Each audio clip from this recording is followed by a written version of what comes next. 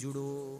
आपके आसपास में गौशाला है तो वहां पे भी आपने धन के माध्यम से जैसे भी हो सेवा करो, जिससे हमारी जो गौ माता हैं उनकी रक्षा हो सके।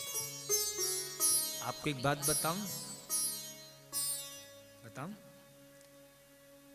हम भी महाराज चित्रकूट धाम में एक बड़ा ही सुंदर सा मन में संकल्प रखे हैं कि एक हॉस्पिटल अस्पताल चित्रकूट में बनाएंगे।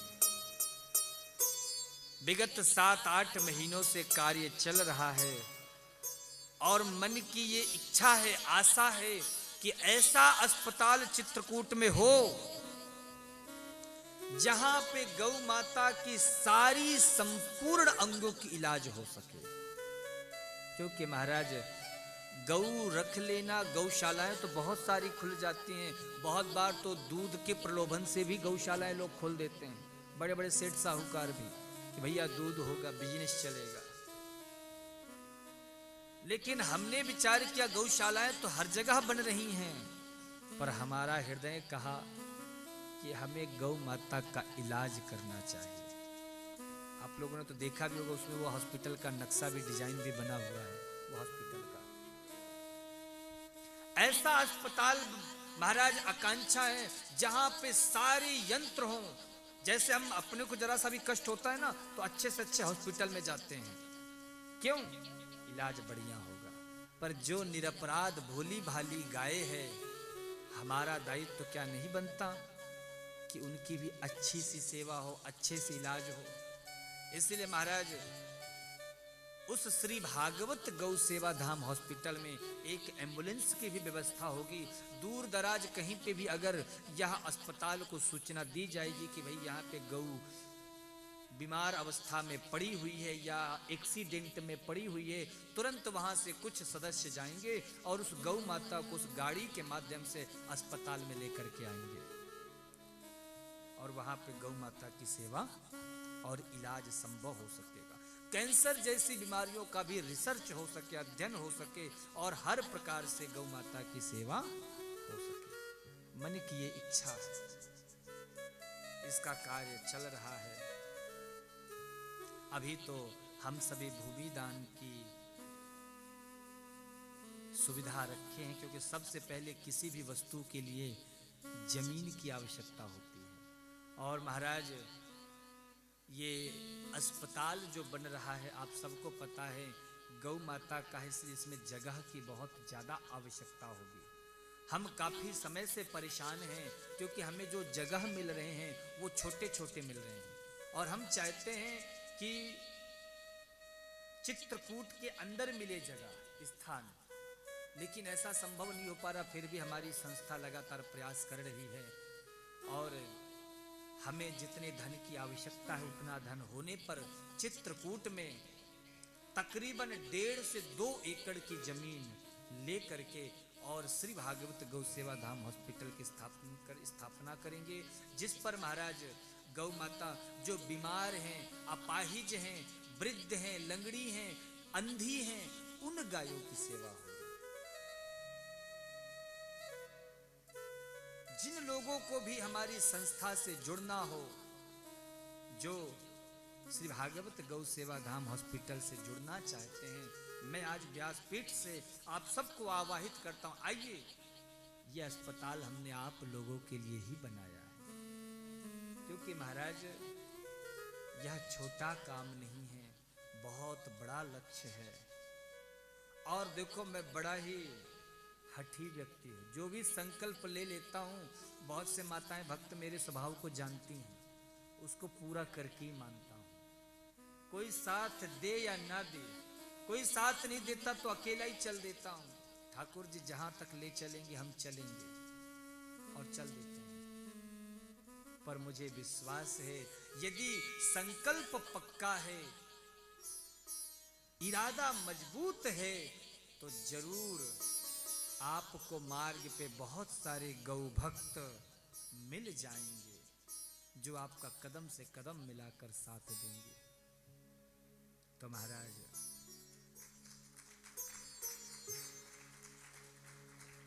आइए, झारसुगड़ा के भी माताओं भक्तों से हम आग्रह करते, आप लोग भी गौ माता की सेवा का संकल्प लें, उनकी रक्षा का संकल्प लें। यदि आप घर में गौ रख नहीं सकते हैं तो जहाँ कहीं भी, मैं ये नहीं कहता कि मेरे ही गौ सेवा धाम हॉस्पिटल से आप जुड़ो, जहाँ कहीं भी आपकी श्रद्धा है, रुचि है, जहाँ भी आपकी भावना जुड़े, वहाँ पे आप जुड़ करके और गौ माता के लिए जरूर सहयोग करें, जरूर सेवा करें।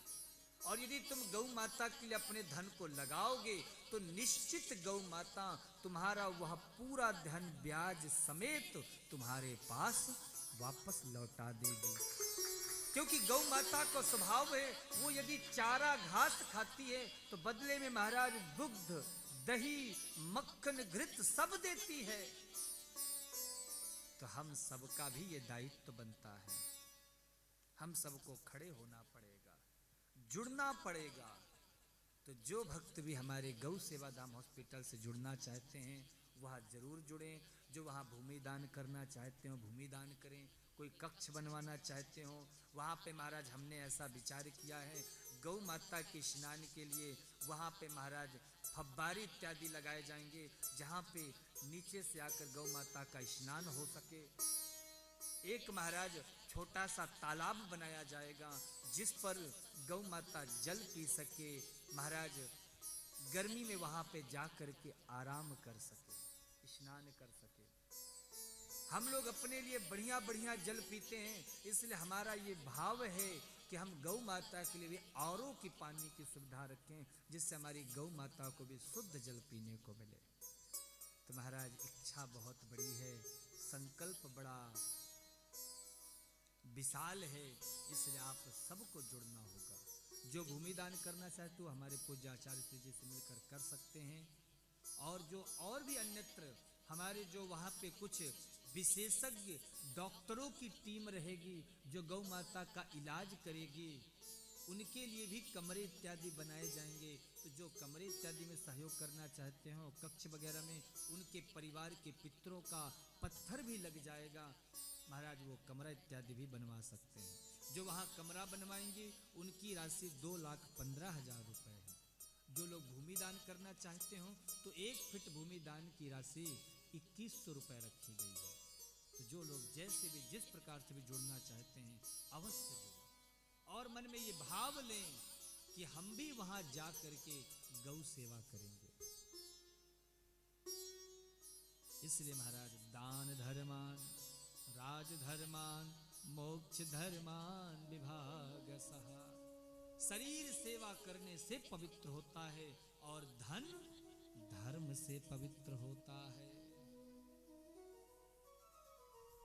आज कन्हैया ने बैठे बैठे वही उपदेश दिए, परंतु युधिष्ठिर के समझ में नहीं आया, तो युधिष्ठिर को लेकर के पितामह भीष्म के पास पहुंचे। पितामह भीष्म जिन्हें 54 दिन हो चुके थे बाणों की सैया में पड़े हुए, पूरे शरीर पर बाण लगे थे, रोम रोम पर बाण लगे हुए हैं। महाराज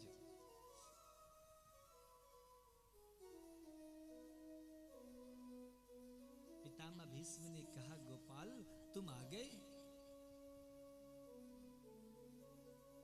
तुम? कन्हैया ने कहा, पितामह पांडव राजा बने, आपसे वरदान मांगना चाहते हैं, आप इन्हें आशीर्वाद दें, वरदान दें, इन्हें कैसे राज्य पाठ संभालने इसके उपदेश करें। तो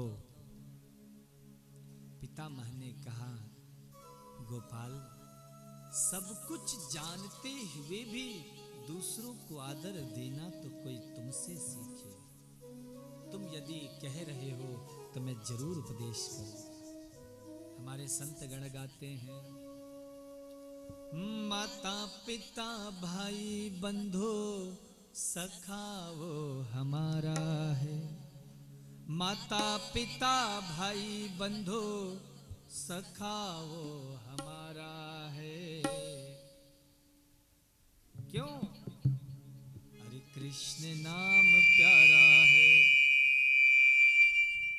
गोपाल नाम प्यारा है, कृष्ण नाम प्यारा है, गोपाल नाम प्यारा, माता पिता भाई बंधु सखा वो हमारा है, माता पिता भाई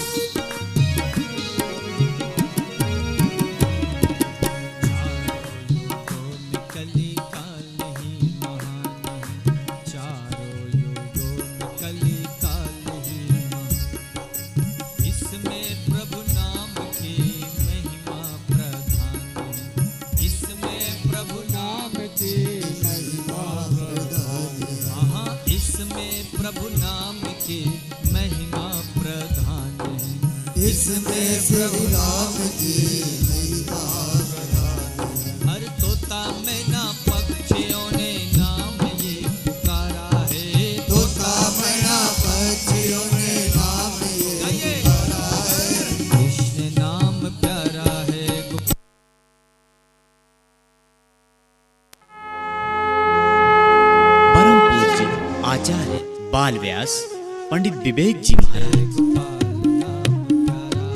चित्रकूट धाम निवासी आप श्री 6 वर्ष की आयु से कथा ज्ञान गंगा का रस वर्षा करा रहे हैं। पूज्य महाराज श्री ने अपनी अल्पायु में ही 350 से अधिक श्रीमद् भागवत कथा, राम कथा, शिव पुराण, देवी भागवत इत्यादि कथाओं को श्रवण करा चुके हैं। आप श्री गौ माता के परम उपासक हैं और बाल्यावस्था से ही गौ सेवा में रहे हैं, किंतु आज के समय में जिन्हें हम माँ कहकर बोलते हैं, उन्हीं गौ माता का जीवन संकट में है। चित्रकूट धाम में गौ माता के इलाज की आधुनिक व्यवस्था न होने के कारण हर वर्ष कई गौवंश बीमारियों के कारण, दुर्घटनाओं के कारण प्राण त्याग देती और उनकी असहनीय मृत्यु हो जाती है। परम गौ भक्त आचार्य विवेक जी महाराज ने गौ माता की रक्षार्थ अस्पताल बनाने का संकल्प लिया है।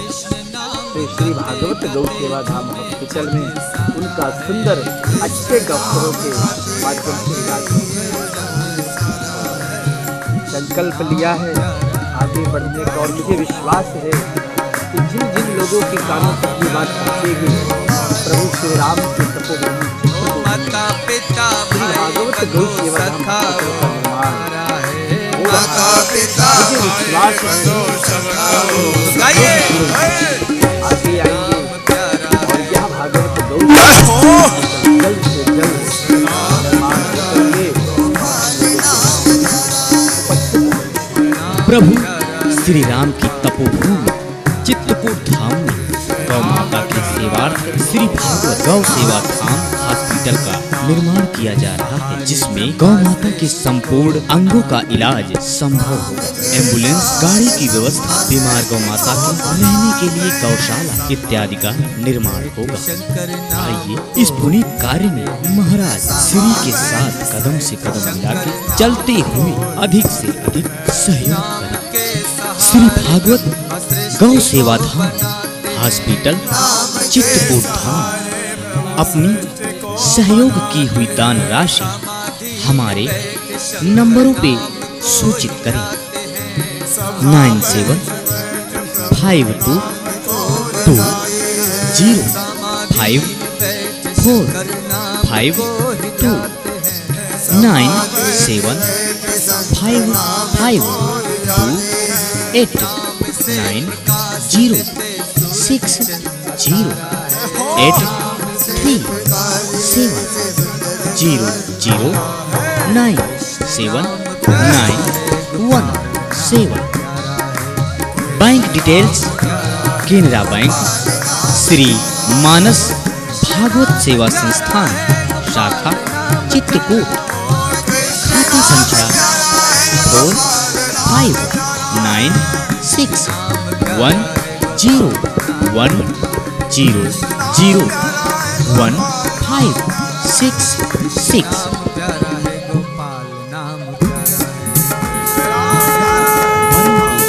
आचार्य बाल व्यास पंडित विवेक जी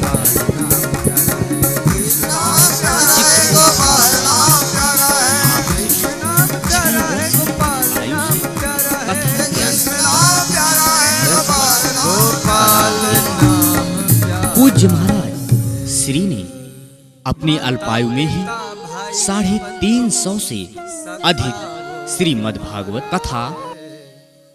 कृष्ण नाम प्यारा है, हाँ कृष्ण नाम प्यारा है। एक बार प्रेम से बोलो जय श्री कृष्ण। जय श्री कृष्ण। और जोर से बोलो जय श्री कृष्ण। पितामह भीष्म के पास सभी उपस्थित हुए और पितामह भीष्म के पास उपस्थित होकर जब कृष्ण भगवान ने कहा कि उपदेश कीजिए, पितामह ने कहा तुम यदि कह रहे हो तो मैं जरूर उपदेश दूंगा। और ठाकुर जी ने कहा,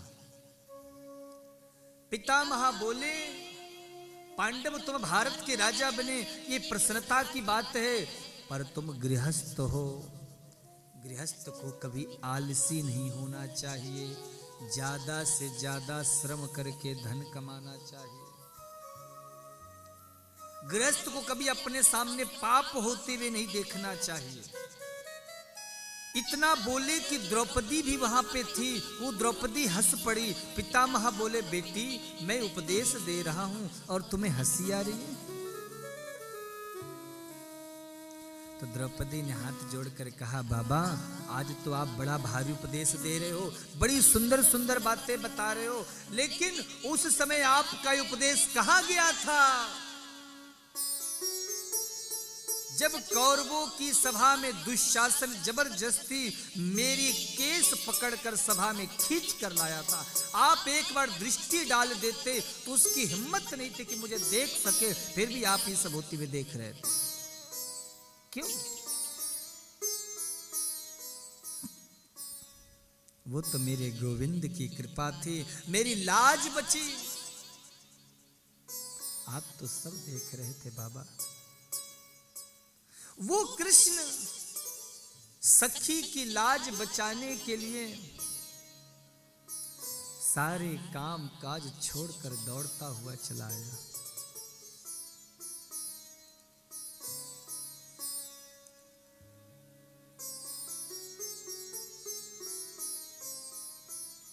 कैसे? बोले उंगली चिर गई थी।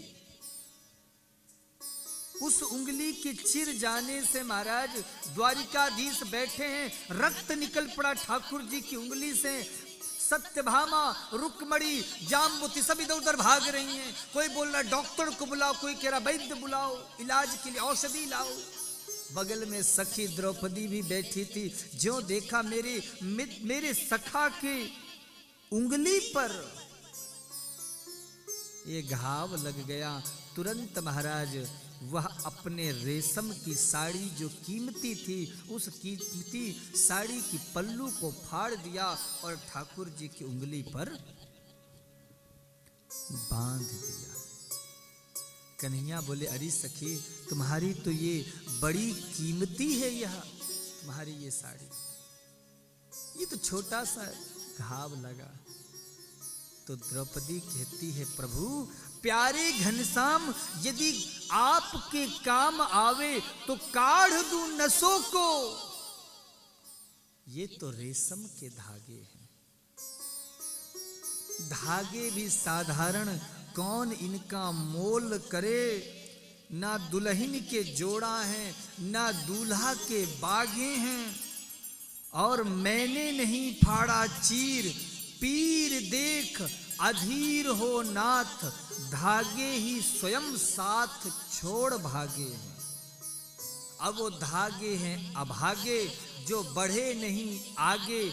आज भाग तो उन्हीं के जागे हैं, जो उंगली पे लागे हैं। आज तो भाग्य उन्हीं का जगह है।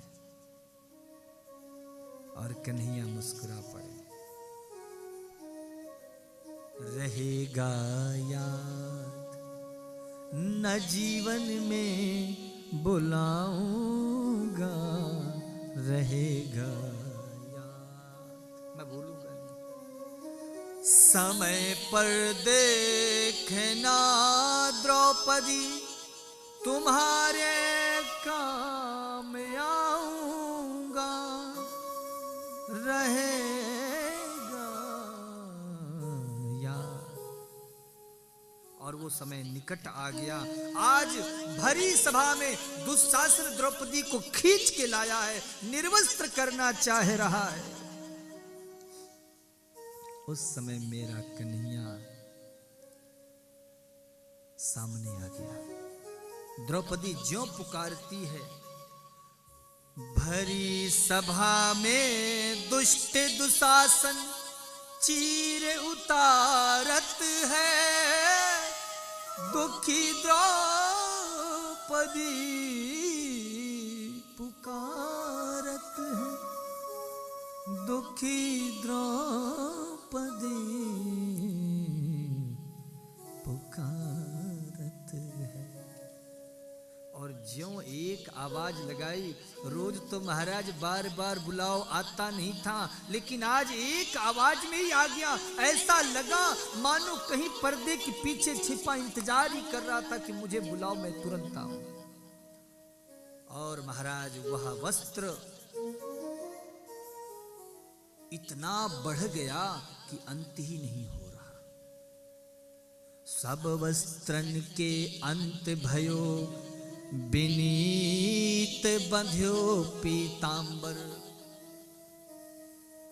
और सकल सभा कह उठे, चक्र अब निकरो चाहत है, दुखी द्रौपदी पुकारत है। अंत में प्रभु की पीतांबरी निकल पड़ी, सारी सभा चीख उठी, दुशासन सावधान, अब सुदर्शन निकलने की देरी है। द्रुपद सुता निर्बल भई तादिन, धाये निज धाम। दुशासन के भुजा थकित भई, बसन रूप भय श्याम।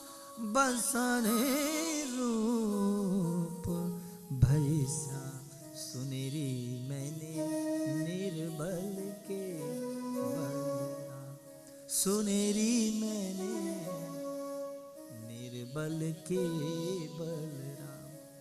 तो बाबा उस समय आप कहाँ थे? वो तो मेरे कन्हैया की कृपा थी जो मेरी लाज बची। जो पितामह ने सुना, पितामह हिचकियों से रो पड़े। उन्होंने अपने पूरे जीवन में कभी आंसू नहीं निकाले थे, आज वो महापुरुष हिचकियों से रो रहा है। हाँ बेटी, तुम सत्य कहती हो, मैं वही अभागा भीष्म हूं। तुम्हें पता है, मुझे अपने 124 पूर्व जन्मों की बातें याद हैं। मैंने कोई पाप नहीं किया, तो फिर ये बाड़ों की सैया क्यों मिली? कन्हैया बोले, आपने पाप नहीं किया, तभी तो मैं दर्शन देने के लिए आ गया। पितामह ने कहा, लाला मुझे तुमसे अब कुछ कहना है, अब मैं किसी से कोई बात नहीं करूंगा। और 12 श्लोकों से स्तुति करते हैं। इति मति रूप कल्पिता वितृष्णा, भागवती सात्वत पुंगवे विभूमि। इति मति रूप कल्पिता वितृष्णा, भगवती सात्वत पुंगवे विभूमि। स्वसुखम उपगते क्वचिद विहर्तुम, प्रकृति मुपेयुष यद्भव प्रवाह। पितामह बोले, प्रभु अब मैं जानना चाहता हूँ, जाते जाते काम और करना चाहता हूँ। बोले हाँ बताओ। बोले पिता के लिए एक ही सबसे बड़ी समस्या होती है कि बेटी का ब्याह हो जाए। पिता के लिए बेटी की विवाह की चिंता बहुत रहती है। सोच रहा हूं जाते जाते कन्यादान भी करता जाऊं। पांडवों ने कहा, बाबा ब्याह तो हुआ नहीं, आपका ये बेटी कहां से आ गई? तो पितामह बोले, मेरी बेटी का नाम है मति। इति मति, ये जो मेरी बुद्धि है इसको मैंने बेटी बना लिया है। तो क्या वर नहीं मिलता? हाँ महाराज, भाई कन्या जैसे पढ़ी लिखी हो, वर भी तो वैसा होना चाहिए। तो बोले, आपकी बेटी ज्यादा पढ़ी लिखी है, क्या योग्यता है? तो कहते हैं, वितृष्णा, मेरी मति में कोई तृष्णा नहीं है। किसी में महाराज पुत्रेष्णा है, किसी में धनेष्णा है, पर मेरी मति में वितृष्णा, मेरी मति में कोई तृष्णा नहीं है। इति मति रूप कल्पिता वितृष्णा, भगवती सात्वत पुंगवे विभू। प्रभु आज इस बुद्धि रूपित ये जो वितृष्णा है, मति है, इसको मैं आपके चरणों में अर्पित कर रहा हूं, आप स्वीकार कीजिए। और ऐसे कह करके गोपाल, वो क्षण मुझे याद आ गया। स्वानिगमम अपहाय मत प्रतिज्ञा, मृतम अधिकर्तुम वप्लुतो रथस्थः, धृतरथ चरणोभ्ययाचल गुर, हरिरिव हन्तुम इमं गतोत्तरीयः। महाभारत का जब युद्ध हुआ, उस महाभारत के युद्ध में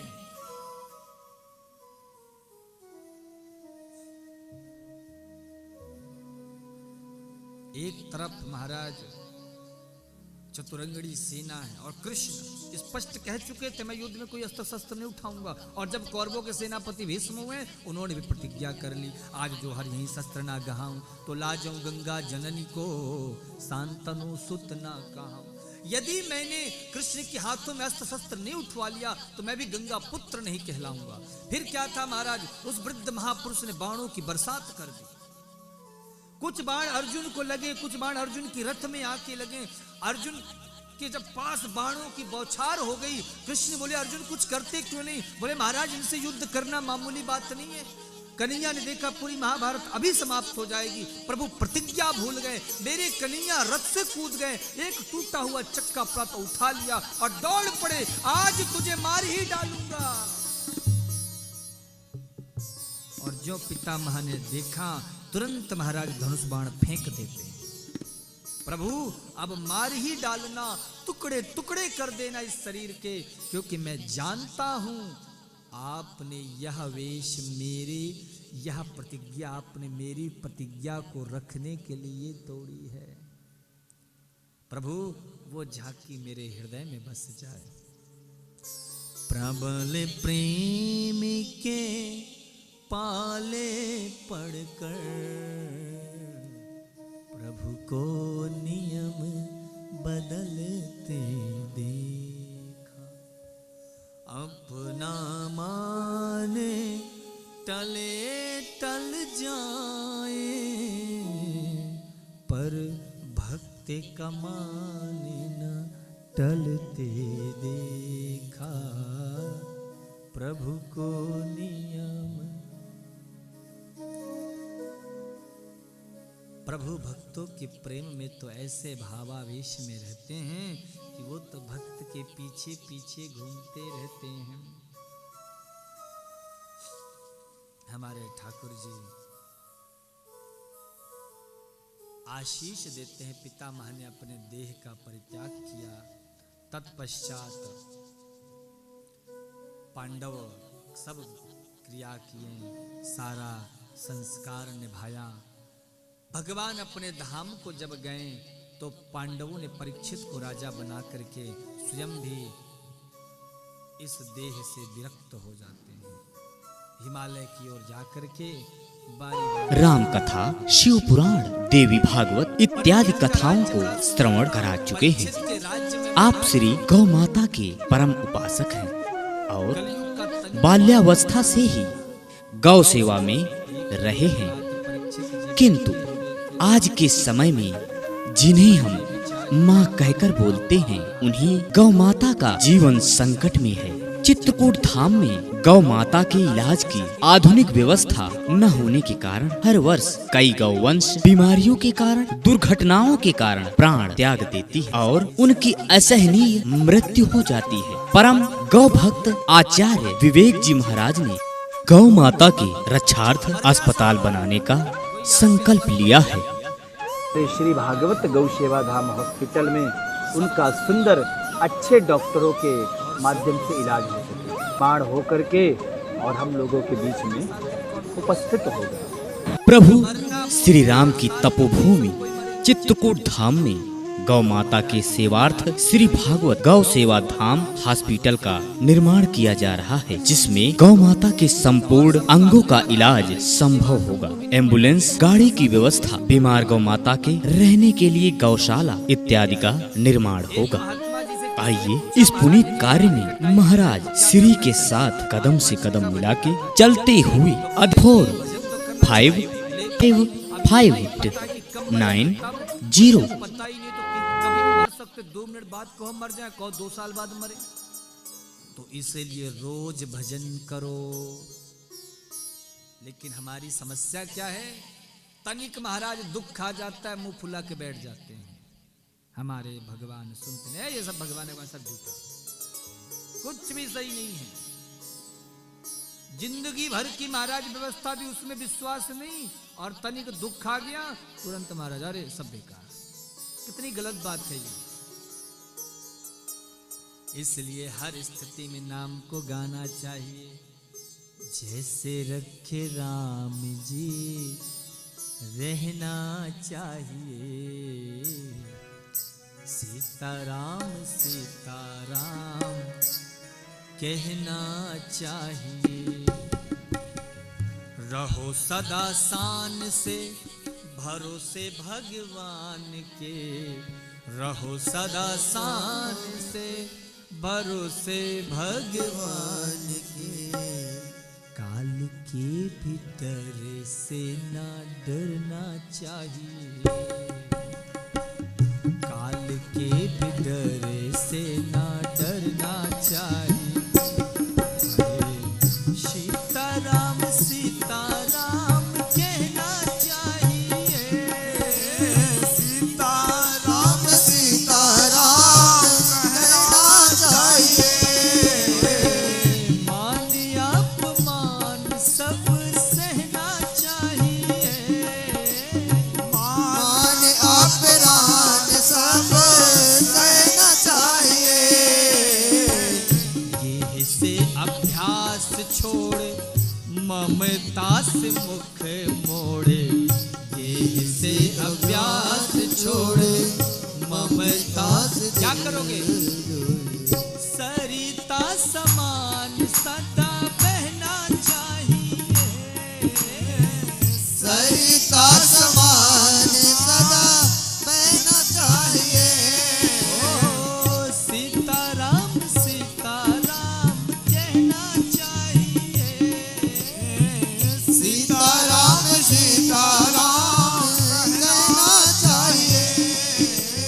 कहना चाहिए, ओ कहना कहना चाहिए। तो हर स्थिति में नाम को गाओ। ऐसा नहीं किसी ने कुछ तारीफ कर दी फूल के बादल हो गए, किसी ने कुछ बोल दिया मुंह लटका के बैठ गए, ऐसा नहीं। एक रस रहो। शरीर का अपमान है, शरीर का सम्मान है। आत्मा का ना कोई सम्मान कर सकता है और ना कोई अपमान कर सकता है। तो क्यों व्यर्थ में चिंता करते हो? बोलिए। आजकल जिसे देखो एक ही बात कहता, महाराज टेंशन बहुत है।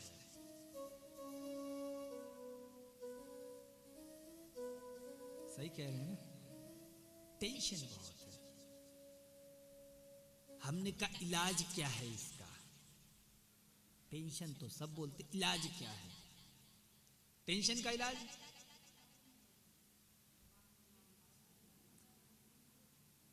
तो महाराज फिर जब प्रभु में अगर लगना है, चलो मान लिया हमने, तो फिर क्यों टेंशन है? फिर टेंशन नहीं है। तो फिर महाराज अगर प्रभु के मिलन से टेंशन दूर हो जाए तो फिर इसके लिए सरल मार्ग क्या बनेगा?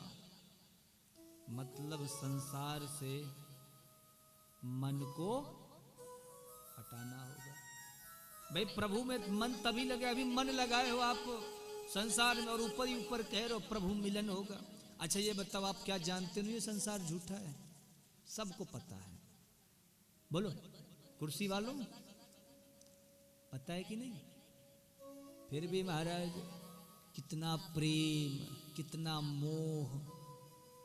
अरे भैया अगर पता है कि संसार झूठा है तो क्यों इस संसार में लगे? छोड़ो घर द्वार, चलो हमारे साथ चित्रकूट। बोलो कौन कौन चलेगा?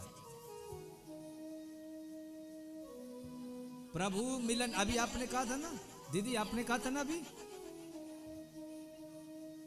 यहीं पे प्रभु मिलन करेंगे। तो मतलब अब 7 दिन से यहां से जाएंगे ही नहीं? पत्नी बच्चे परिवार घर द्वार सब छोड़ दिया? याद रखो, जब तक आप किसी विषय को ठीक ठीक समझोगे नहीं तब तो कोई फायदा नहीं। हमारी सोचने ना सोचने से कुछ नहीं बदलता है। हम दुखी क्यों होते हैं? आज अगर पूछा जाए तो हर कोई कहता है महाराज बड़ा कष्ट है। दीन कहे धनवान सुखी, धनवान कहे सुख राजा को भारी, राजा कहे महाराज सुखी, महाराज कहे सुख इंद्र को भारी। इंद्र कहे सुख चतुरानन को, चतुरानन कहे सुख विष्णु को भारी, तुलसीदास विचारी कहे हरि भजन बिना सब जीवे दुखारी। ये जो कौवा होता है ना, कौवा को आपने देखा होगा, उसको दिन में दिखता, रात में नहीं दिखता। तो कौवा भगवान से प्रार्थना करता है, हे भगवान हमेशा दिन ही रहे, कभी रात ना हो। और उल्लू को रात में दिखता है, तो उल्लू भगवान से कहता है, हे भगवान हमेशा रात रहे, कभी दिन ना हो।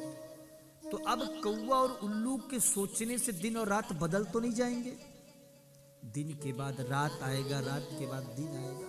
ऐसे हमारे सोचने ना सोचने से दुख और सुख बदलते नहीं है। सुख के बाद दुख आता है और दुख के बाद तो हमें टेंशन किस चीज का? इसी सुख दुख का ही तो है। तो यदि हम ये बात जान ले कि भैया ये सुख दुख लगे रहेंगे, क्यों इसके बारे में सोचें? तो टेंशन अपने आप खत्म हो जाएगा। समस्या ये कि हम सुख को खोज नहीं पा रहे। सुख है कहां? सुख कहां है? आनंद कहां है? कहां? मारवाड़ी पार हमें बोलो कहां है? माताओं को पता है गहने पहनने का बड़ा शौक होता है। कोई अगर कहीं शादी ब्याह पार्टी में जाए ना महाराज, तो यही देखते रहते कि ऐसा गहना होना चाहिए कि सब लोग हमारे ही गहने की ओर देखें। अब महाराज कहीं से सुन लिया भैया नेकलेस एक होना चाहिए। अब जब तक वो नेकलेस नहीं जाएगा तब तक सेठ जी के पीछे पड़ी रहेंगी कि हमें ये हार चाहिए, तो ऐसा चाहिए। अब महाराज कुछ समय बाद वो नेकलेस आ गया। जिस हार के लिए, वो नेकलेस के लिए वो मैया जी, वो सिठानी जी बड़ी चिंतन करती थी, भैया एक नेकलेस होना चाहिए बढ़िया सुंदर सा, नया बढ़िया होना चाहिए। वो आ गया। पहले नहीं था नेकलेस तो बड़ी दुखी रहती थी। आज नेकलेस आ गया तो क्या हो गया? दुखी हो गई। आनंद आ गया। आनंद किस लिए आया? पहले नेकलेस नहीं था, अब आ गया। लेकिन महाराज एक फर्क है। यदि वो आनंद नेकलेस अब आ गया है, नेकलेस की वजह से आनंद मिल गया, तो नेकलेस तो बराबर रहता है। वो हार तो तुम्हारे पास ही रहेगा, पर आनंद बोलो। अरे भैया वो नेकलेस आया, कितना खुशी थी महाराज। मंगलवार के दिन आया था, हनुमान जी में 1 किलो लड्डू चढ़वाए भैया, नेकलेस हार। अब तो शादी में जहां जाऊंगी सब हमारे हार की ओर ही देखेंगे, 9 लखा। लेकिन यदि वो आनंद उस हार का था तो हार तो बराबर रहता है, पर वो आनंद कुछ दिनों बाद चला गया। क्यों गया ये आनंद? और डिमांड होगी? कौन सी डिमांड है? अच्छा, माताओं का कोई भरोसा नहीं है। सब माताएं अपना अपना हिसाब से बताती रहती हैं। ब्यास जी कोई ना कोई बात तो कहेंगे, शायद कोई बात हमारी सही निकल जाए। और जिसकी बात सही निकलती ना, दूसरे को धीरे से कोनी मार कहते देख लो हमें भी आता है। बोलो जय श्री कृष्णा, और जोर से बोलो। सच्चाई ये है कि वो आनंद कहीं और नहीं था, वो आनंद हमारे भीतर ही छिपा हुआ था। बस कुछ पल के लिए हमने उस नेकलेस में अपने आनंद को ढूंढ लिया। वो आनंद कहीं और नहीं है, वो सुख बाहर नहीं है, सुख तुम्हारे भीतर है। मीमांसा शास्त्र में लिखा है सुख दुख दोनों मन की कल्पना है। जो सुख महाराज हमें बादाम की चिक्की खाने से मिलता है, वही सुख गाय भैंसों को हरी हरी घास खाने से मिलता है। जो सुख हमें एसी कमरे में सोने से मिलता है, वही सुख एक कुत्ते को गंदे नाली में सोने से मिलता है। तो सुख और दुख दोनों मन की क्या? जोर से बोलो। मन की कल्पना है। जिसको सुख मान लिया वो सुख है, जिसको दुख मान लिया वो दुख है। तो क्या करना चाहिए? जाही विधि राखे राम, सीताराम।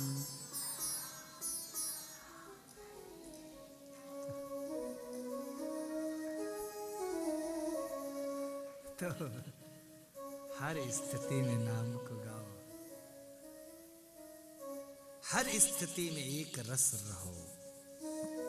नाम को गाओगे तुम्हारा कल्याण होगा। जब हम ठाकुर जी की हाँ में हाँ मिलाने लग जाएंगे ना, तो अपने आप समस्याएं जो जीवन में बनी हैं वो दूर हो जाएंगी।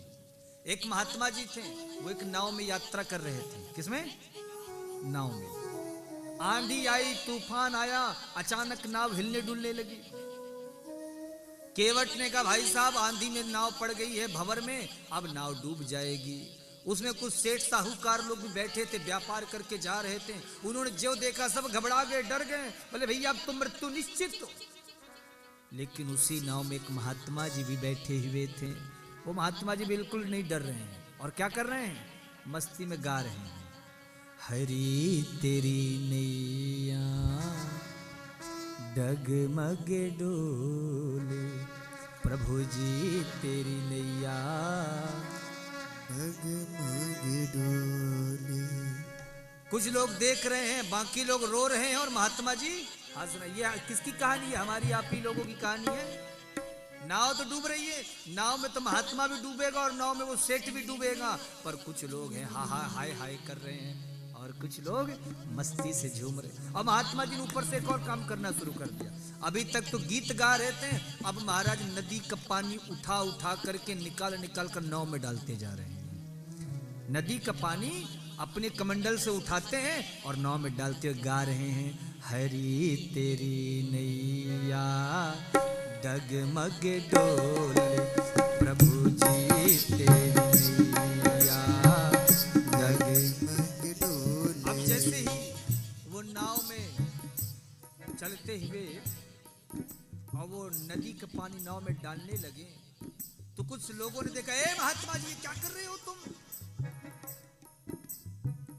कुछ लोगों ने कहा, एक काम करो, ये महात्मा पागल हो गया, इस महात्मा को पकड़ के नदी में फेंक दो। फिर कुछ लोगों ने कहा, अरे भाई रहने दो, ना जाने कौन सा पाप किए थे जो आज मर रहे हैं, इसको फेंक देंगे और पाप लगेगा, करने दो। कृपा से नाव बच गई, सब किनारे पे आ गए। लेकिन वो महात्मा जी अभी भी नाव में बैठे हुए थे। लोगों ने देखा तो महात्मा जी क्या कर रहे थे? नाव का पानी वापस नदी में डाल रहे थे। कुछ लोगों ने कहा, ओ महात्मा जी हम लोग बच गए, वापस आ जाओ किनारे पे। वैसे तुम कर क्या रहे थे? हमारे कुछ समझ में नहीं आई बात। तो महात्मा जी ने कहा, हम कहाँ कुछ कर रहे थे, हम तो उसकी हाँ में केवल अपनी हाँ मिला रहे थे। मतलब हमने देखा, उसने सोच लिया है कि नाव डूब जाए, तो हमने कहा हम कौन होते नाव को बचाने वाले, हमारी तरफ से और जल्दी डूब जाए, तो इसलिए हम नदी का पानी उल्टा और नाव में डालने लगे। पर जब हमने देखा कि आपने सोच ही लिया है कि नाव ना डूबे, तो हम डुबाने वाले कौन, इसलिए वापस नदी में पानी लौटा दिया। तो हर स्थिति में प्रसन्न रहो, हमारे साथ श्री रघुनाथ, तो किस बात की चिंता, शरण में रख दिया जब मात, तो किस बात की किया करते हो क्यों दिन रात बिन बात की चिंता। हम लोगों की सबसे बड़ी समस्या, हम सोचते रहते हैं फलाने साल में ऐसा करेंगे, ढिकाने साल में ऐसा करेंगे, 2 साल बाद मर्सिडीज आ जाएगी, उसके 2.5 साल बाद महाराज ऐसा होगा, फिर हम ऐसा करेंगे। कई लोगों से पूछो, सेठ जी भागवत सुने, अरे महाराज क्या करे, अभी परिवार की स्थिति नहीं बन रही, अगले साल देखिएगा ऐसा धूमधाम की भागवत होगी, देखते बनेगा। हमने कहा भगवान करे अगला साल जरूर आए आपके। जीवन का क्या भरोसा, बड़े बड़े गरजने वालों को मैंने यहीं पर मिट्टी में मिलते हुए देखा है। बड़े बड़े आए इस धरती में, जिन्होंने कहा हमारे बगैर तो दुनिया ही नहीं है। ये केवल आपका भ्रम है कि आपके बगैर दुनिया नहीं चलेगी। तुम जब नहीं थे तब भी ये संसार था, तुम हो तब भी ये संसार रहेगा, और जब आप नहीं रहोगे तब भी ये संसार चलेगा। संसार गतिमान है, इसको कोई रोक नहीं सकता। तो बुद्धिमान व्यक्ति वही है माताओं, भक्तों, जो अपने जाने की तैयारी पहले से कर ले। हम यहाँ किस लिए आए हैं? मरने के लिए आए हैं। किस लिए? मृत्योर्जन्मवतां वीरा देहेन सहजायते अद्यवाद्य सतान्ते वा मृत्युर्वै प्राणिनां ध्रुवा। मृत्यु ही ध्रुव सत्य है, मरना सबको है। चाहे कितना सुंदर सुंदर मेकअप कर लो महाराज, कितना सुंदर महंगे महंगे क्रीम पाउडर लगा लो, कितने सुंदर सुंदर महाराज कीमती कीमती आभूषण धारण कर लो, लेकिन जिस शरीर को तुमने इतना सुंदर सजाया है तुम्हारे अपने ही, उसे महाराज मरघटा में ले जाकर और आग लगा देंगे। सुंदर काया मिट्टी होगी, चर्चा होगी।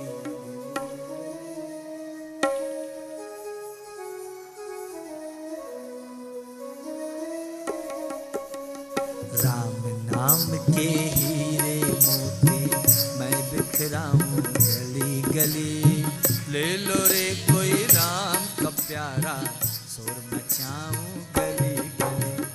राम नाम के हीरे मोती मैं बिखराऊं गली गली, ले लो रे कोई राम का प्यारा शोर मचाऊं गली गली।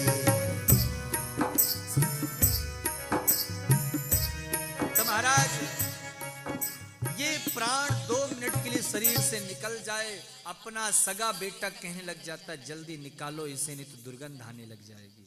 इसलिए हर स्थिति में नाम रस को गाओ। परीक्षित ने कहा बुढ़ापा आ गया है, अब चलने की तैयारी कर लेनी चाहिए। एक महात्मा जी का भाव है, वो कहते व्यास जी 24 घंटे का एक दिन होता है, इसको 4 भागों में बांट लो। कैसे? बोले 8 घंटा सो, 8 घंटा कमाओ और 8 घंटे भगवान का भजन करो।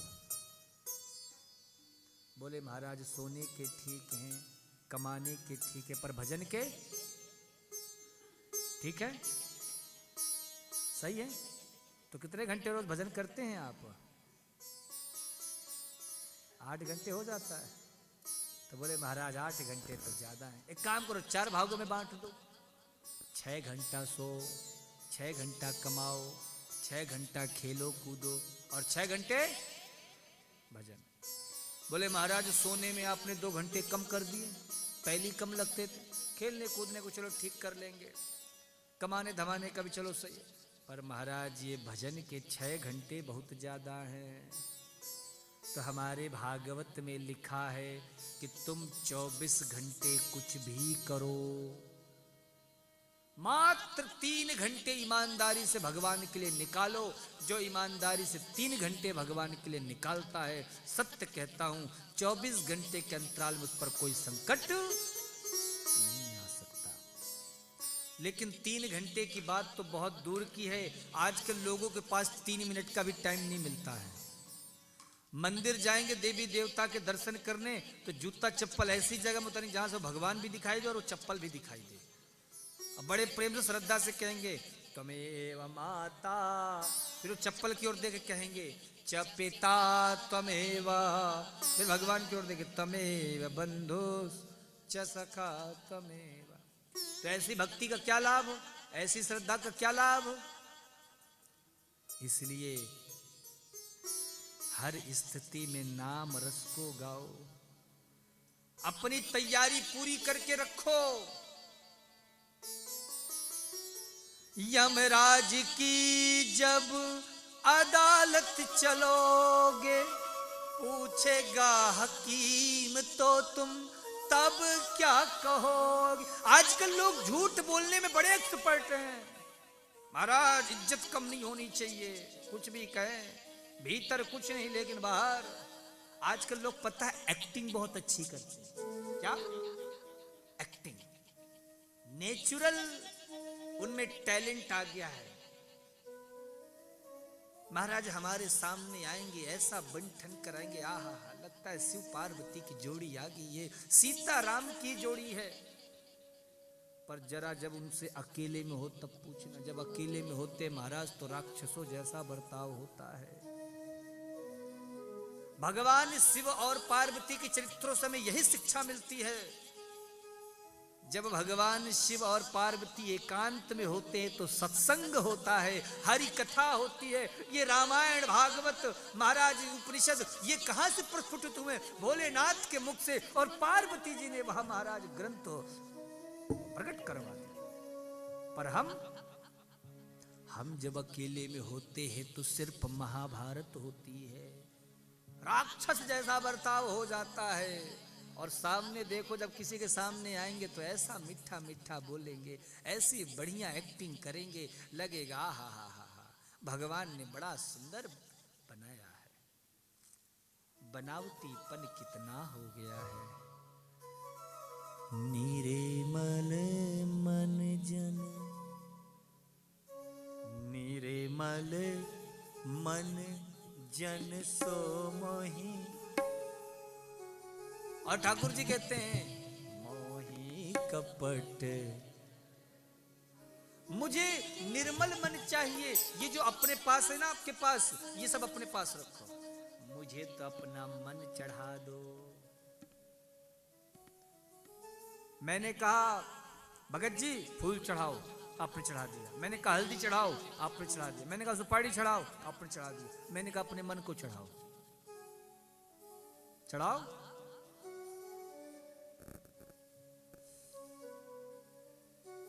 कैसे चढ़ेगा मन? बोलो। एक माता जी तो महाराज बड़ा अच्छा कह रही हैं। हम सोचे शायद मन चढ़ा रही हो, सोचे व्यास जी को लगेगा कि मन चढ़ा रही। मन कैसे वश में होगा? जितासनो जितः श्वासो जित संगो जितेन्द्रियः स्थूले भगवते रूपे मनः संधारये धियः। 8 प्रकार के नियमों का पालन प्रत्येक व्यक्ति को करना चाहिए। यम, नियम, आसन, प्राणाहार, प्रत्याहार, ध्यान, साधना, समाधि। पर आजकल महाराज कहाँ ये ध्यान, साधना, समाधि जानते हैं। आजकल तो महाराज मैगी खाने वाले लोग हैं। आजकल के लोग कैसे साधना, ध्यान, समाधि में मन लगाएंगे?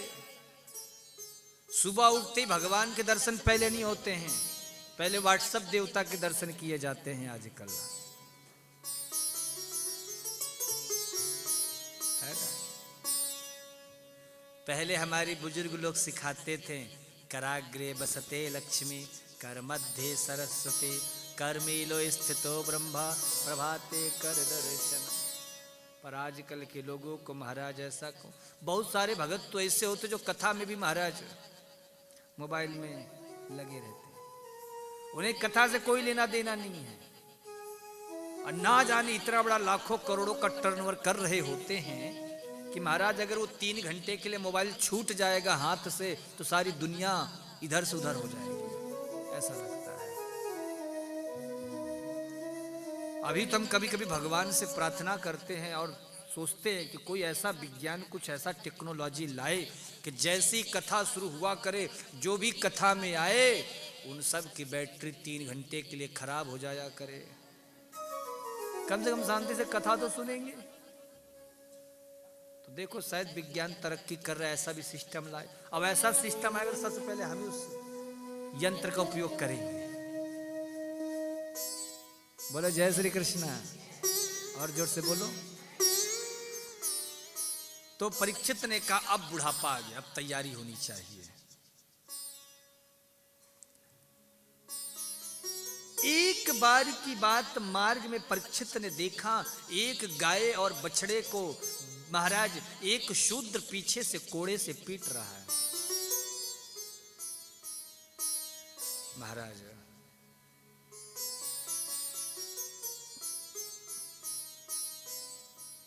परीक्षित ने कहा मेरे राज्य में ऐसा निष्कृष्ट कार्य। और एक बात बताऊं, अगर कोई गौ माता को कष्ट देता है तो हमारे ठाकुर जी से बर्दाश्त नहीं होता है, बड़ी पीड़ा होती है। परीक्षित ने कहा दुष्ट तुम कौन हो? महाराज वो साक्षात कली था। कलयुग में धर्म के 4 चरण थे। वो बैल महाराज धर्म है और वो गाय पृथ्वी है। सत्य, दान, दया, पवित्रता। लेकिन कलयुग में एक ही पैर बचा। दान, दया, पवित्रता सब नष्ट हो गए।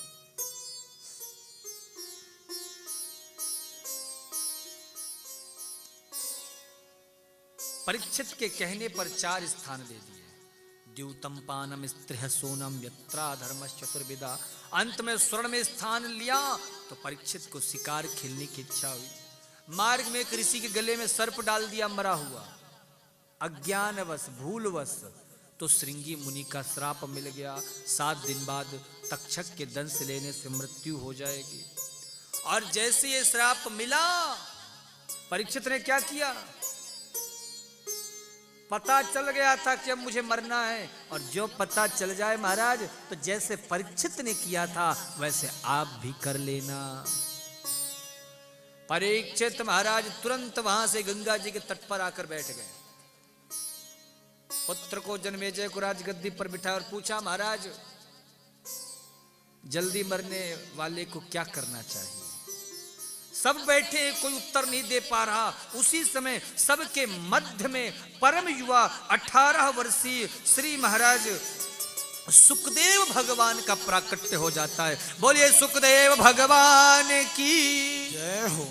तत्राभवद भगवान व्यास पुत्रो युद्धक्षय गामटमानोऽनपेक्षः अलक्षलिंगो निजलाभ तुष्टो बटश्च बालैरवधूतवेशः। स्वयं साक्षात भगवान ही सुख रूप में सुखदेव जी के रूप में प्रकट हुए। परीक्षित ने आरती उतारी, महाराज मैं धन्य हो गया। ये शाम संस्मरणात् पुंसा सद्यः शुद्धयन्ति वै गृहा किं पुनर्दर्शन स्पर्शा पाद शौचासनादिवि। अरे आपके दर्शन से जीवन के सारे कष्ट, पाप, ताप, संताप सब नष्ट हो जाते हैं और आपके आगमन से तो मेरा जीवन ही सफल हो गया। मैं आपका समय व्यर्थ में नहीं लूंगा। बस ये बता दो, अतः पृच्छामि संसिद्धिं योगिनां परमं गुरुं पुरुषस्येह यत् कार्य म्रियमाणस्य सर्वथा। कृपा करके ये बताइए, जल्दी मरने वाले को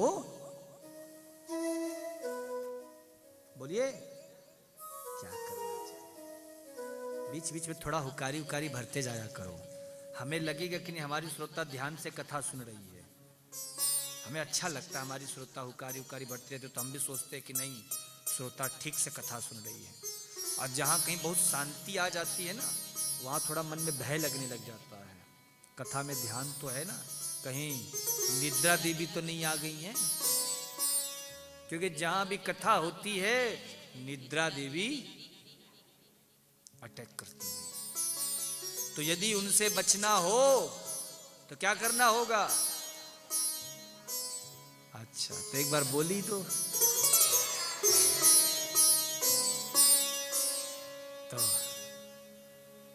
मरियमाणस्य सर्वथा, जल्दी मरने वाले को क्या करना चाहिए? सुखदेव जी गदगद हो गए। राजन, ये जो तुमने प्रश्न किया है ना, ये अपने लिए नहीं किया, अपितु पूरे समाज के कल्याण के लिए किया है। सतयुग में एक व्यक्ति की उम्र 1,00,000 वर्ष होती थी, त्रेता में 10,000, द्वापर में 1,000 और कलयुग में 100। उनमें से भी महाराज 100 उम्र वाले, 100 साल वाले आपको लाखों में, हजारों में 2-4 मिले, भाग की बात। ये सब 70-80 में लुढ़क जाते हैं। 24 घंटे का एक दिन होता है, आजकल लोग 12 घंटे सोने में निकाल देते हैं। मतलब उसके 100 साल में 50 साल सोने में चले गए। अब कितने बचे हैं?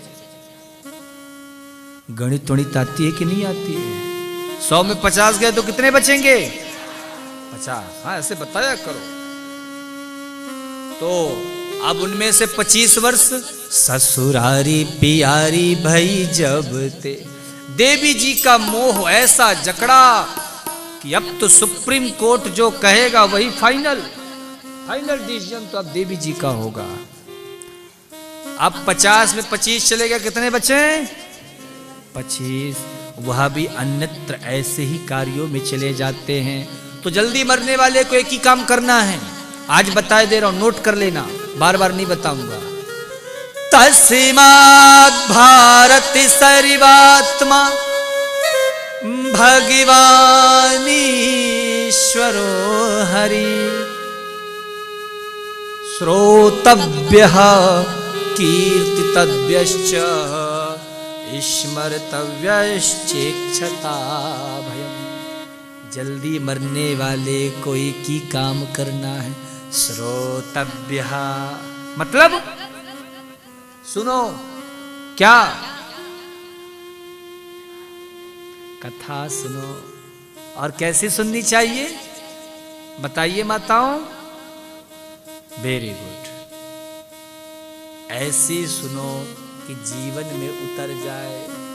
फिर कीर्ति, कथा सुन के भीतर मत रख लो, उस नाम को गाओ, सबके बीच में गाओ, जहां जाओ गाओ। कथा में पधारो तो डूब जाओ। हमारे बगल में कौन बैठा है यह भी आपको मालूम नहीं होना चाहिए। कौन उठ रहा है, कौन हंस रहा है, कौन रो रहा है, कौन गा रहा है, पता ही नहीं। डूब जाओ। और डूबता कौन है? डूबता वो है जो आनंद में समा जाता है महाराज। जो ये कहना अरे भैया बड़ा आनंद आ रहा है, बचाओ बचाओ, डूब रहे हैं बचाओ, मतलब अभी डूबा नहीं है, आवाज भी नहीं आनी चाहिए। और जो डूबता है ना तो अकेली मत डूबना, डूबने वाला अपने अगल बगल वालों को भी डुबा लेता है। इसलिए डूबो और जो और भी हैं उनको भी डुबाओ। तो श्रोतव्यः कीर्तितव्यश्च स्मर्तव्यश्चेक्षता भयम्। भगवान की महिमा को गाओ और फिर स्मर्तव्य, फिर स्मरण करो, चिंतन करो। क्या करना है? पहले कथा को सुनो, फिर गाओ और फिर स्मरण करो। श्वास श्वास परि कृष्ण भजी, वृथा श्वास जनि खोय। अन्ना जाने या श्वास की आवन हो। जो श्वास गई है वो लौट के आएगी, भरोसा है आपको? तो क्या करना पड़ेगा आपको? एक किसी साधिका से किसी ने प्रश्न किया, जब भी ये भजन कीर्तन होता तू नाचती क्यों है? उस साधिका ने जवाब दिया, मैं नहीं नाचती हूं। तो बोले मेरा मन नाचने लगता है, और जब मेरा मन नाचने लगता है तो मैं भी नाचने लग जाती हूं। कैसे? तो साधिका कहती है, अरे राम नाम मस्तानी मैं तो नाचूंगी। क्यों? मैं हूं एक दीवानी, मैं तो नाचूंगी। राम नाम मस्तानी मैं तो मैं हूं एक दीवानी, मैं तो नाचूंगी। हो राम नाम दीवानी मैं तो नाचूंगी, नाचूंगी। मैं हूं एक दीवानी, मैं तो नाचूंगी। ऐसे नहीं झाड़ टुकड़ा वालों, दोनों हाथों से सेवा।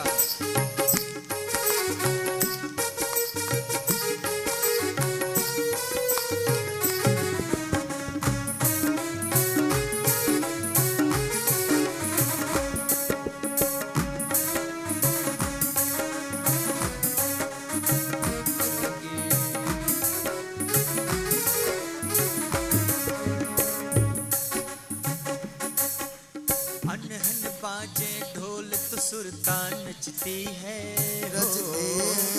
अनहन बाजे ढोल तो सुरता नचती है। मन में उठे हिलोर पायल बजती है। मन में उठे हिलोर पायल बजती है। मैं रागों की रानी मैं तो नाचूंगी, नाचूंगी। मैं हूँ एक दीवानी मैं तो नाचूंगी। हो राम नाम मस्तानी मैं तो नाचूंगी, नाचूंगी। मैं हूँ एक दीवानी मैं तो नाचूंगी। राम नाम दीवानी मैं तो नाचूंगी।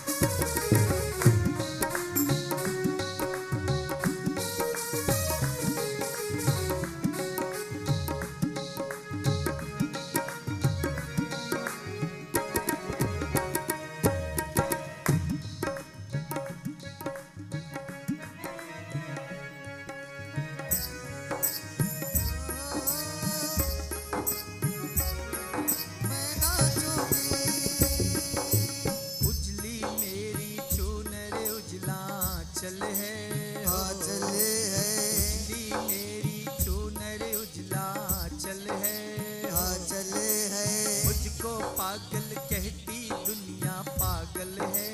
पागल है। अच्छा ये बताओ, यहाँ पर कितने हमारे ठाकुर जी के पागल बैठे, हाथ ऊपर करके बताओ।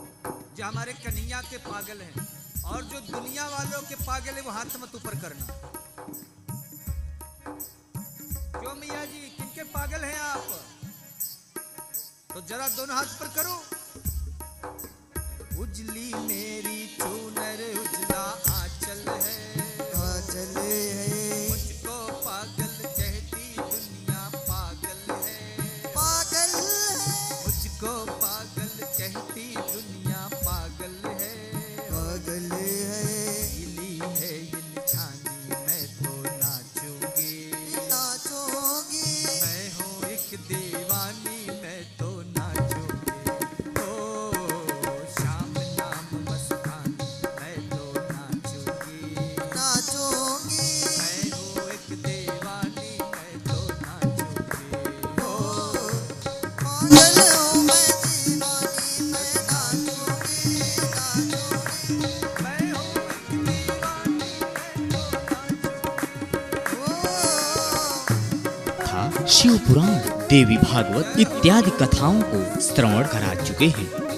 आप श्री गौ माता के परम उपासक हैं और बाल्यावस्था से ही गौ सेवा में रहे हैं, किंतु आज के समय में जिन्हें हम माँ कहकर बोलते हैं, उन्हें गौ माता का जीवन संकट में है। चित्रकूट धाम में गौ माता के इलाज की आधुनिक व्यवस्था न होने के कारण हर वर्ष कई गौवंश बीमारियों के कारण, दुर्घटनाओं के कारण प्राण त्याग देती है और उनकी असहनीय मृत्यु हो जाती है। परम गौ भक्त आचार्य विवेक जी महाराज ने गौ माता के रक्षार्थ अस्पताल बनाने का संकल्प लिया है।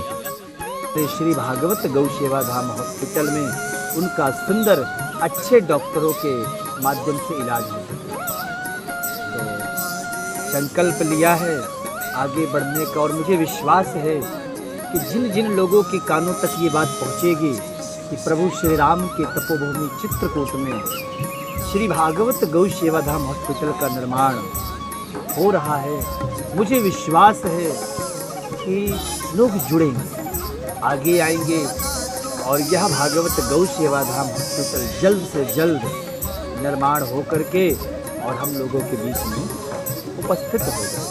प्रभु श्री राम की तपोभूमि चित्रकूट धाम में गौ माता के सेवार्थ श्री भागवत गौ राम नाम मस्तानी मैं तो नाचूंगी। मैं हूँ एक दीवानी मैं तो नाचूंगी। राम नाम मस्तानी मैं तो नाचोगी। नाचोगी। मैं हूँ एक दीवानी मैं तो नाचूंगी।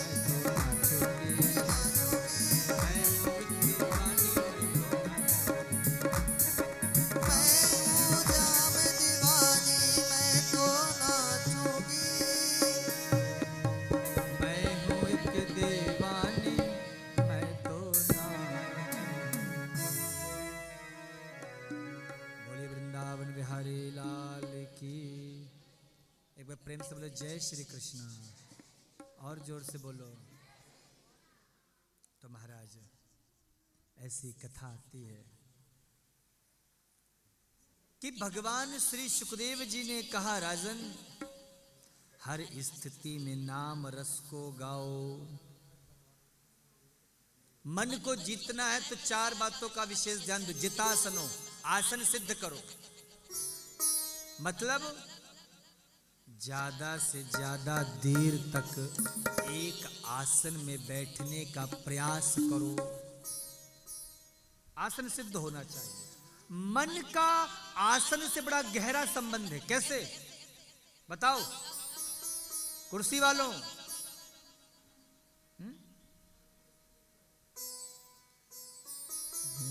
हम कथा सुनने आए हैं, कथा सुनते सुनते आनंद आने लग गया। अब क्या हुआ? मन की डोर हरि कथा से जुड़ गई। अब कथा में बड़ा आनंद। अरे अरे व्यास जी बड़ी बढ़िया बात बता रहे हैं, बड़ी अच्छी कथा चल रही है। और कथा सुनते सुनते अभी अभी मन की डोर ही जुड़ी थी कि अचानक घुटने में दर्द होने लग गया। क्या हुआ? वो जो तुम्हारी मन की डोर हरि कथा से जुड़ी थी वो टूट गई, स्खलित हो गई। तुम्हारा मन तुरंत घुटने पे, अरे थोड़ा ऐसा कर, थोड़ा ऐसा कर ले, थोड़ा आराम मिल जाएगा। तो व्यवधान उत्पन्न हो गया। इसलिए जितासनो, आसन को सिद्ध करो। आसन सिद्ध होना चाहिए। जित संगो, संग का बहुत बड़ा महत्व है। जैसे लोगों के बीच में रहोगे वैसा ही स्वभाव बन जाएगा तुम्हारा। इसलिए संग को जीतने का प्रयास करो।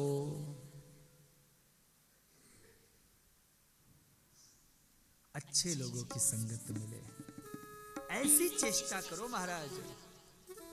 सत्संगो ही भेख जाम। किसी को शराब पीने का शौक होता है, किसी को सिगरेट पीने का शौक होता है, किसी को गुटखा खाने का शौक होता है। आपने गुटखा वालों को देखा है ना, वो पुड़िया फाड़ते हैं, फिर बोलो खा लेते हैं। और उनसे यदि पूछ लो भाई साहब आपका नाम क्या है, तो बताएंगे? नहीं बताएंगे, बता ही नहीं पाएंगे।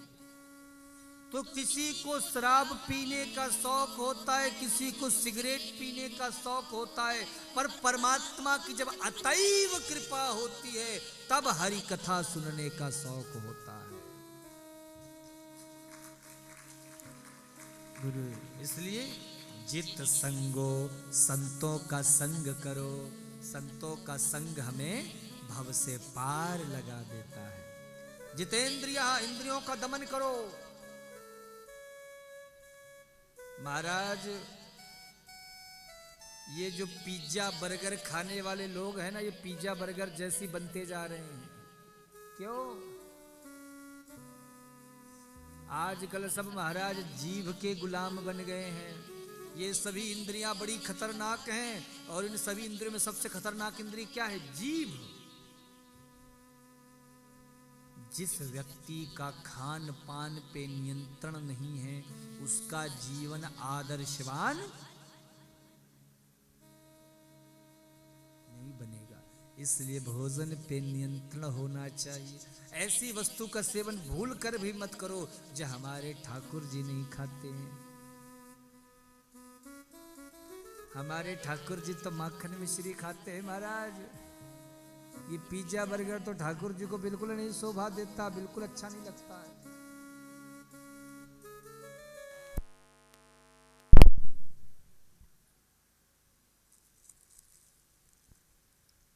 तो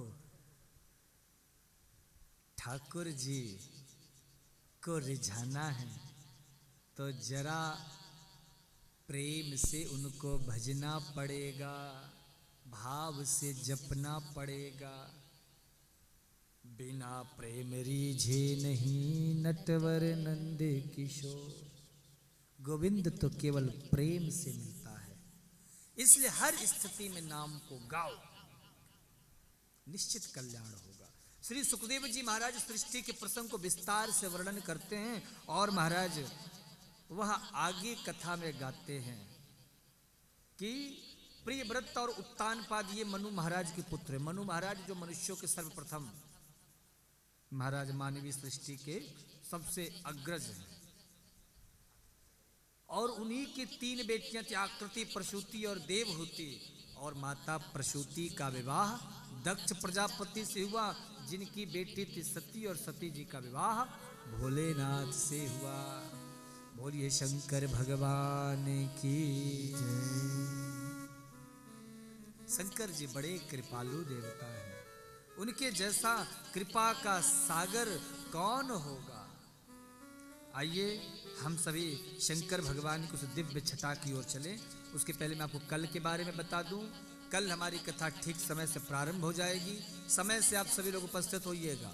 समय का आप सभी विशेष ध्यान दीजिए। समय से आप आएंगे तो समय से कथा को विश्राम दे दिया जाएगा। तो समय से यहाँ सबको उपस्थित होना है। कल हमारी कथा में भगवान नृसिंह देव भी आएंगे, हमारे श्री प्यारे भक्तराज प्रहलाद भी आएंगे।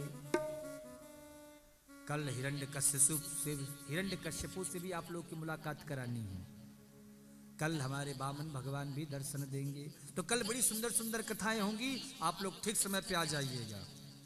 और अभी हम भोलेनाथ के दिव्य दर्शन की ओर प्रवेश करें। बोलो श्री कृष्णचंद्र भगवान की कृपया ध्यान दें। कल की कथा बहुत ही सुंदर अति रमणीय पावन स्मरणीय कथा है। कल की कथा है वामन उत्सव, हिरण्याक्ष वध, नरसिंह भगवान का अवतरण। इनकी दिव्य झांकी का भी आप लोगों को दर्शन कराया जाएगा। प्रातः काल भागवत जी की फेरी लगती है। जो भी भक्त भक्तमती माताएं भागवत जी की फेरी लगाना चाहें वो 108 फेरी लगा सकती हैं। 108 फेरी लगाने की विधि कैसे है मैं आपको बता देता हूँ। कोई तो 108 तुलसी के माला से फेरी लगाते हैं, कोई 108 सिक्के से फेरी लगाते हैं, कोई 108 काजू या बादाम के दाने, किशमिश के दाने, लौंग से, इलायची से, इस प्रकार से 108 दाने लेकर एक एक चढ़ाते जाते हैं और फेरी लगाते जाते हैं। इस प्रकार से भागवत जी की फेरी लगाते हैं। मन की मनोकामनाएं सिद्ध होती हैं और सुंदर कार्य परिणित होते हैं। तो इस प्रकार से भागवत जी की आप फेरी लगा सकते हैं। दूसरी सूचना यह है कि यहाँ पर देवी देवताओं कलश आदि सभी देवी देवताओं का अर्चन पूजन बंदन होता है। वो नारी निकेतन आश्रम में होता है प्रातः काल 9 बजे से। दूसरी सूचना ये है कि जो भी भक्त भक्तमती माताएं हमारी महाराजश्री से मिलना जुलना चाहते हों, ज्योतिष, जन्म कुंडली, अरिष्ट निवारण हेतु, शंका समाधान हेतु, जो सदगुरु बनाना चाहें, गुरु नाम मंत्र हेतु महाराजश्री से मिलजुल सकते हैं, जनसंपर्क कर सकते हैं, शंका समाधान कर सकते हैं। दूसरी सूचना, हमारे महाराजश्री का अपना यूट्यूब चैनल है। तो जो भक्त भक्तमती माताएं यूट्यूब चैनल से जुड़ना चाहें तो पहले आप यूट्यूब या गूगल में सर्च करेंगे तो सामने आपके पास नोटिफिकेशन आएगा। उसमें आप बाल व्यास विवेक जी महाराज करके सब्सक्राइब कर लें और बाल व्यास विवेक जी महाराज करके इनका नाम यूट्यूब चैनल पे है, तो उसे आप सब्सक्राइब करें। तो इसके पश्चात आपको हमेशा इनका अगला कार्यक्रम कहाँ होना है या क्या है कैसा है तो उससे समाचार आपको मिलता रहेगा और इनकी बराबर कथाएं आपको श्रवण करने को मिलती रहेंगी। दूसरी सूचना ये है कि अभी अगले कार्यक्रम में कुछ भक्तों ने नेट के द्वारा महाराजश्री को भूमि दान प्रदान किए हैं। उनका नाम मैं आपके सामने बोलूँगा, आप उनको तालियों से अभिवादन करेंगे। श्रीमान देवनारायण सिंह, ये राजस्थान से हैं, गंगानगर से। इन्होंने हमारे महाराजश्री के लिए गौ सेवाधाम हॉस्पिटल के लिए 2 फीट भूमि दान प्रदान कर रहे हैं। भगवान इनके परिवार को, बाल बच्चों को, इष्ट मित्रों को सदा सदा के लिए सुखी रखे। धन्यवाद। एक बार जोर की ताली के साथ अभिनंदन करें। श्रीमान शांति देवी, ये सवाई माधोपुर से हैं। ये भी हमारे महाराजश्री के आश्रम के लिए 1 फीट भूमि दान प्रदान कर रही हैं। भगवान इनके परिवार को, बाल बच्चों को, इष्ट मित्रों को सदा सदा के लिए सुखी रखे। एक बार जोर की ताली के साथ अभिनंदन। इस प्रकार से जो भी भक्त भक्तमती माताएं हमारे महाराजश्री के गौ सेवा धाम हॉस्पिटल के लिए भूमि दान प्रदान करना चाहते हों तो 1 फीट भूमि दान की सहयोग राशि 2100 रुपया रखी गई है।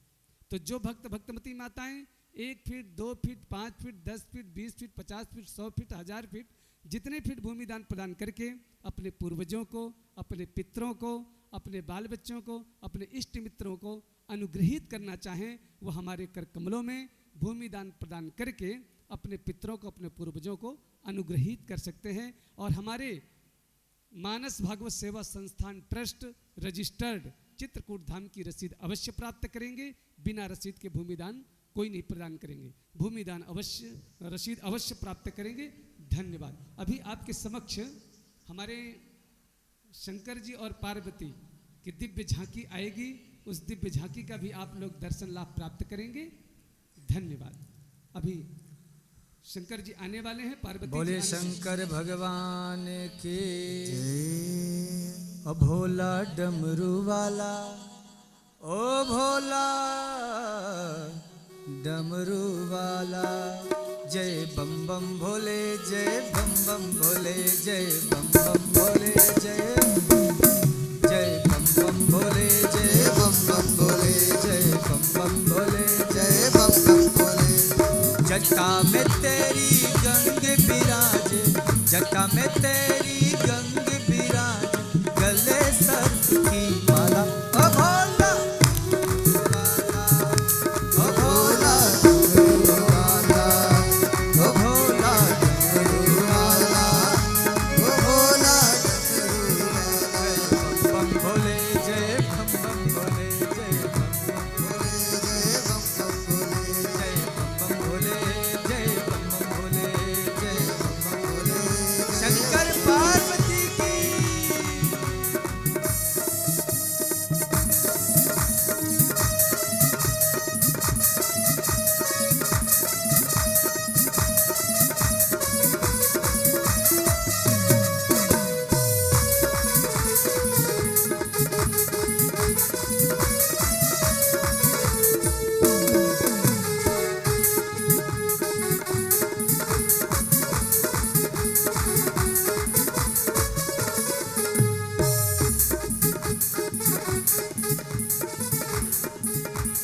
जटा में तेरी गंग बिराज, जटा में तेरे गंग बिराजे, गले सर्प की माला, ओ भोला डमरू वाला, ओ भोला डमरू वाला, ओ भोला डमरू वाला, ओ भोला डमरू वाला, जय बम बम भोले, जय बम बम भोले, जय जय बम बम भोले, जय बम बम भोले। शंकर भगवान की